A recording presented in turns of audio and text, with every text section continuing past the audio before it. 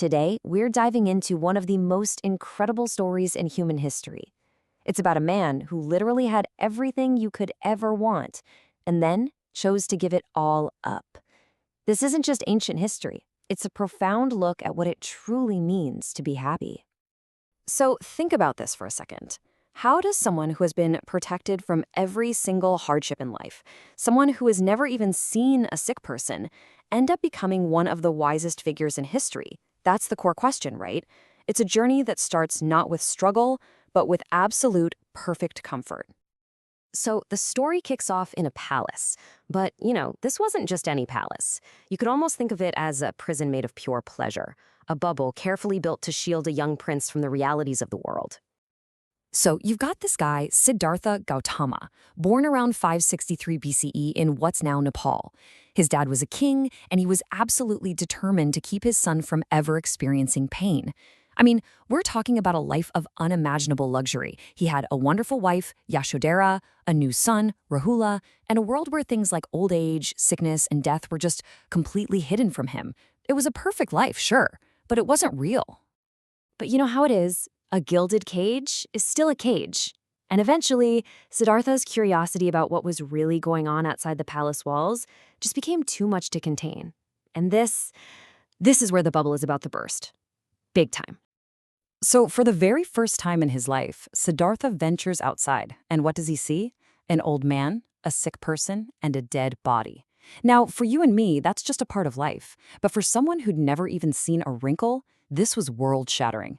It was proof his entire life had been a carefully constructed illusion. And then he saw the fourth sight, a peaceful, holy man, an ascetic. And that's what sparked the question that would change everything. If suffering is real and unavoidable, is there a way out? And that's when it hit him, like a ton of bricks. The comfort, the luxury, it was all temporary. He realized that suffering isn't just something that happens to other people. It's a fundamental part of being alive for everyone, no exceptions. That truth completely changed him and set him on a brand new course. So, what do you do when your entire reality shatters? Well, Siddhartha makes a choice that, honestly, is almost impossible for us to even wrap our heads around. He decides he has to leave. He's just 29 years old, and in the dead of night, he just walks away. He leaves his title, his palace, his wife, his newborn son. He gives up everything to go find an answer to this massive problem of human suffering. This act is so monumental, it has its own special name, the Mahabinishkramana, which means the Great Renunciation. This is the moment the prince is gone for good and the spiritual seeker is born. There was no turning back. Okay, so he's out on his own now, but this journey, it was brutal. For 6 straight years, he went to the other extreme. He studied with different teachers, he starved himself, he put his body through incredible pain, all based on the idea that if you punish the body, you can free the mind. But it didn't work. All that happened was he got weaker and weaker, and he was no closer to the truth. And it's right there, at rock bottom, that he has this huge breakthrough. He realized he'd tried both extremes. He lived the high life of total indulgence in the palace.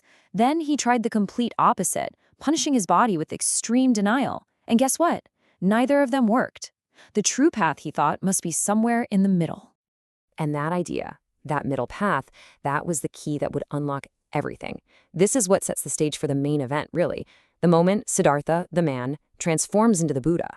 So just to put this all on a timeline for you, he's born in 563 BCE. At 29, he makes that great renunciation. Now fast forward 6 years. He's 35 years old, and he's about to have that final incredible breakthrough. So, having decided the path of self-torture was a dead end, he accepted some food, regained his strength, and sat down under a large Bodhi tree. He basically made a promise to himself. I will not get up from this spot until I find the answer, even if it kills me. And all through the night he meditated, facing down every fear, every doubt, every temptation.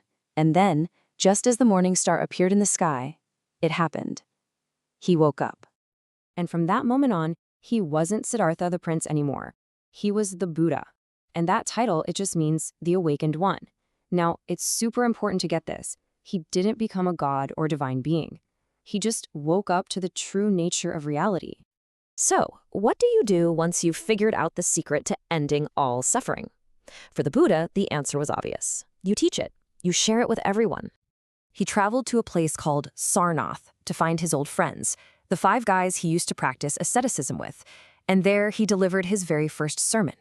This event is so important, it's called the Dharma Chakra Pravartana, which basically means turning the wheel of Dharma.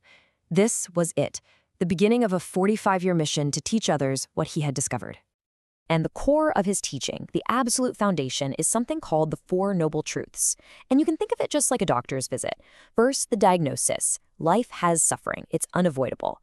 Second, the cause of the illness. Our suffering comes from craving and attachment. Third, the prognosis. The good news is there's a cure. Suffering can end. And fourth, the prescription. And that prescription is the Eightfold Path.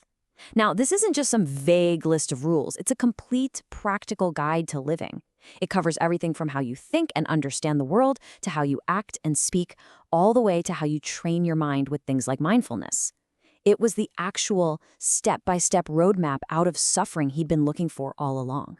After teaching for 45 years, the Buddha's life came to an end at the age of 80.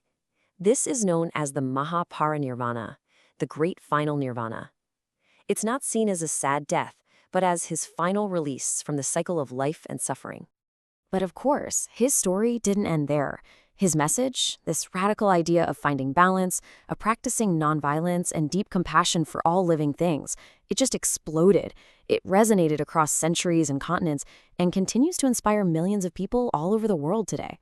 And that kind of brings us back to us, right here, right now.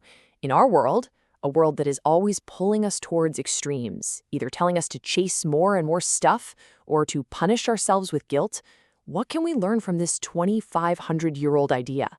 What can we learn from a path that says, hey, maybe the answer isn't out there at the edges. Maybe it's right here in the balance.